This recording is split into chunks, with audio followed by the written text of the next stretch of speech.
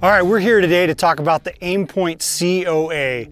This is a new enclosed emitter red dot that is a little bit more than meets the eye and is kind of groundbreaking and really I think represents the future of what red dots on handguns will be. Now, you can't just go out and buy one of these red dots and put it on any gun. This is a specific collaboration between Glock and Aimpoint, where Glock is selling the complete package with what they're calling an A cut in the slide, fitted with this COA red dot optic. And a lot of other manufacturers are already kind of little bit out of shape, maybe wanting to get on the bandwagon with this kind of sight and this design, but it's going to be a little bit. So if you want one, you're going to have to become a Glock shooter or buy the Glock and machine your own slide. But to really understand kind of what's cool about this sight, we have to take a step back and really think about how red dots have moved along for handguns over the years. And they've been around for a while and become very prevalent, where they're almost the standard. It's kind of standard to have any semi-automatic handgun is going to be cut for an optic of some point. So they started, you know, a lot of handguns started and still are made with just a basic optics cut where red dot is screwed to the top of the slide. Now, a lot of handguns are used an adapter plate. So the adapter plate is screwed to the slide and then the optic is screwed down to the adapter plate. And this can work pretty well. There's ways to make it work well, but it also causes a lot of problems. You know, there's a lot of shear force on the screws, and you know, every time you add a layer of fasteners having to hold stuff together, it just complicates things and leaves more room for error. Like, you know, this pistol, for example, you know, we've been shooting the heck out of it, and sometimes like the screws that hold the base plate onto the slide have begun to loosen a little bit. And sometimes you'll get the screws that hold the optic on loosen a little bit, and you can get screws, you can lose screws, shear screws off, you can over torque screws. There's just a lot of potential downfalls. So, you know, this is a look at the optic plate adapter.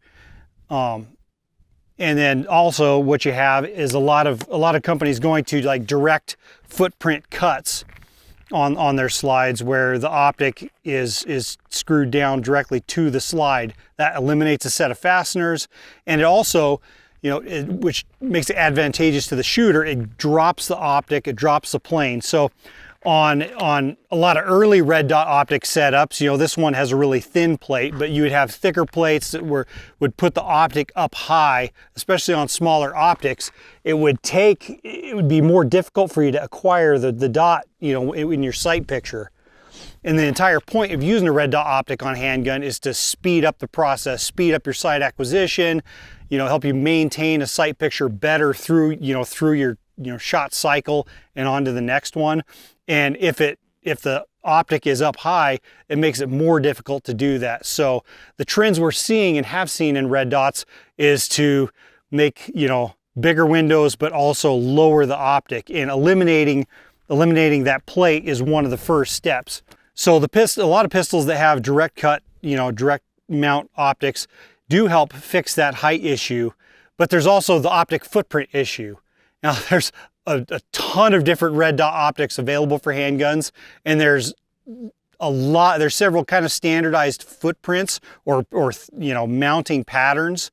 So, and what I mean by the footprint is how the bottom of the optic mounts to the top of the slide, and that includes, you know, little indexing holes. Sometimes some of them have posts, and of course where the screws are located and the threads used on the screws. There's a whole bunch of different options for that. So you might buy a pistol and want to use a particular optic, but you can't because that optic doesn't fit the footprint for that gun. So I think as we move forward with red dots, you're going to see kind of a consolidation, or hopefully a consolidation, of some of these cuts and footprints to help make that simpler for the shooter. Now, one of the things that makes a COA really cool is it combines a lot of these ideas and ways to make a red dot optic more efficient and more effective on a handgun. So the COA doesn't use any screws to hold it down on the gun itself. Instead, it's clamped into the optic cut. It has a lip here that kind of rocks in, and then the rear sight uses 2 screws to hold that sight in and clamp it in position. Now there are still screws, but because the optic isn't pinned right to the slide with the screws, there's a lot less shear force. And the way this is designed, the back of this wedge is supported so you don't get a ton of shear force or a lot of like violent vibration on the screws, and it just clamps that thing in there much more securely and a lot lower. And so, you know, I've been talking about optic height and how that's advantageous. Ideally, you want a sight that's low enough where you can see your standard size iron sights through the glass, you know, and that's both that low window gives you a faster acquisition, but it also gives you a backup in case something goes wrong with your optic, because electronics can and will fail sometimes. In the past, you know, we've dealt with taller sights. Like this one has a set of taller sights intended to be used so you can co-witness them through the optic, but the most ideal is to get that sight plane as low as possible, and you can use really just standard size sights, and that's going to make it it's going to give you the best balance of speed and sight acquisition. So on top of how it attaches to the gun, it's just really smartly designed. The COA has a really tall sight window. One of the challenges, especially, you know, whether if you're switching guns or just drawing in general, is first acquiring the dot. And a lot of times, if you bring the gun up and your sight plane isn't perfect, you can not see the dot. The dot can disappear either above or below your sight window.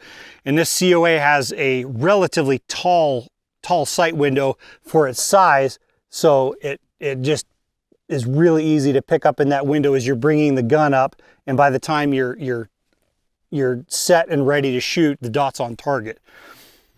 You know, the COA has some pretty basic controls. You've got little Torx adjustments for elevation and windage, and you've also got you know, your illumination levels you can increase or decrease. I don't know, I guess that's enough talking. We should probably shoot this thing.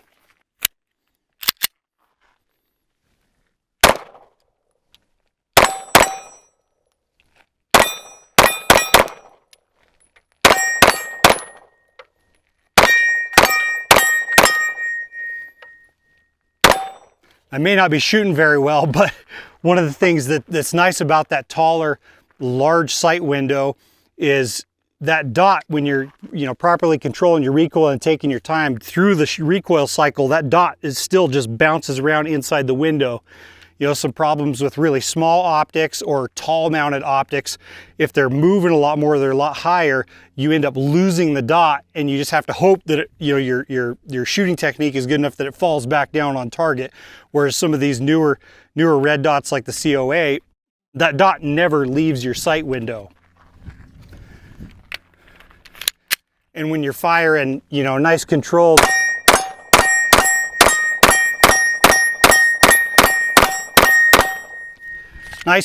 shots, it just stays right on target. And, you know, kind of the only other point I can think of on the COA that really is kind of, I think, represents what red dots will be and have been becoming, is that it's an enclosed emitter.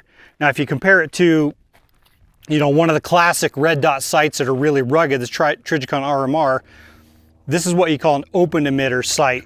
You know, there's a glass lens, and the light is projected onto that lens.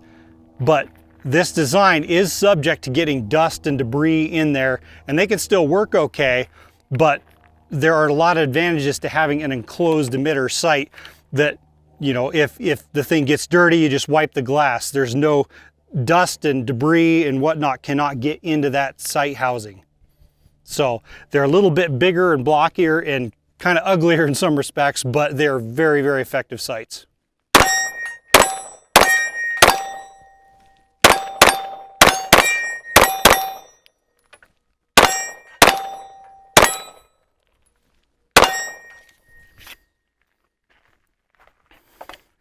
Now the COA is available on a few different Glock pistols. This one's a Gen 5 G19, and I have one in a G48 as well, which is a little bit smaller, more compact concealed carry pistol.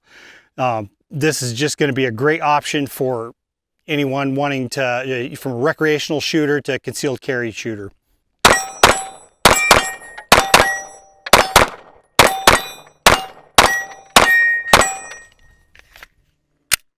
So aside from being a lot of fun, I think the Aimpoint COA really represents kind of the future of handgun red dots.